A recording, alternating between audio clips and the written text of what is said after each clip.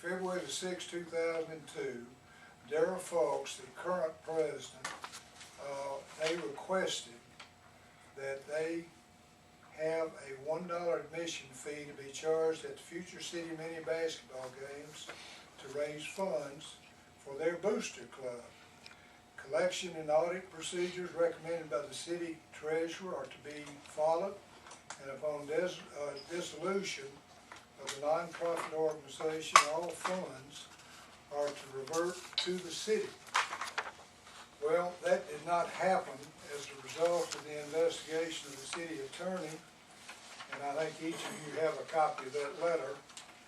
They made some disbursements to some charitable organizations, the CRD, Dyersburg State Community College, Community Cancer Fund, Matthew 2540, Dyer County Union Mission, and St. Jude.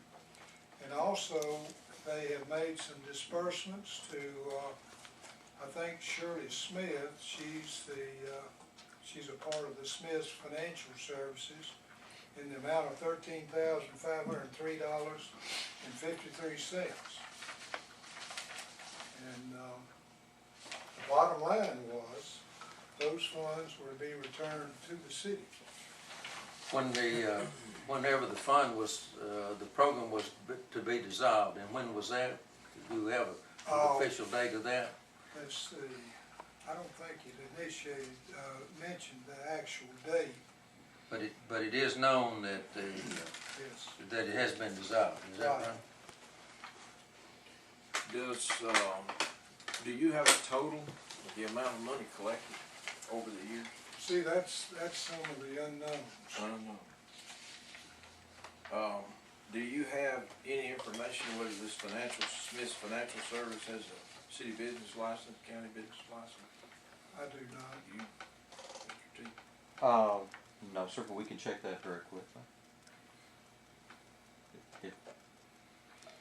I know some people named Smith who are in financial services, but I'm not sure it's the same party. Okay. I need to check. Be very clear. Yeah, I want to be very clear who we're talking about. Well, I got a problem with someone paying themselves for a financial service if they're not in the financial service business. Well, I would, Mr. Chairman, this is like they were putting this in a fund for some reason or other?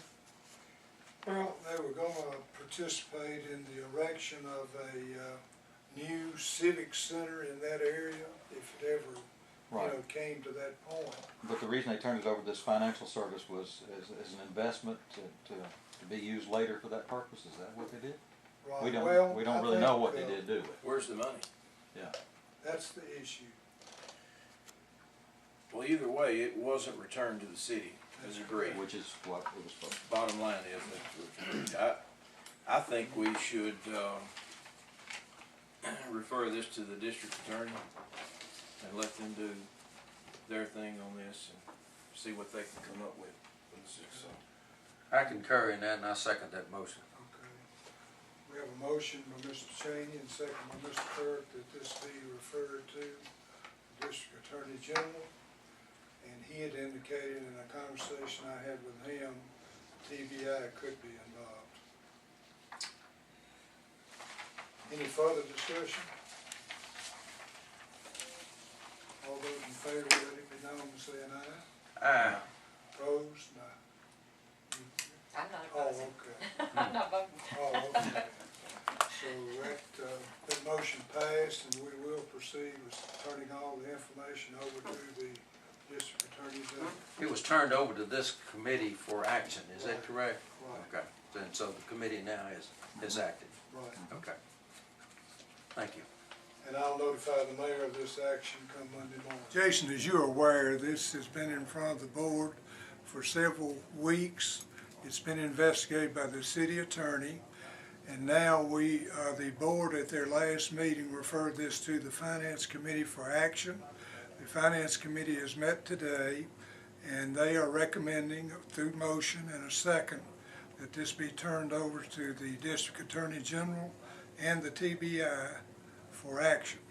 There's a lot of unanswered questions. Based on the original agreement in February of 2002, it was specifically said that any funds left over at the dissolution of the agreement, that it would be returned to the city.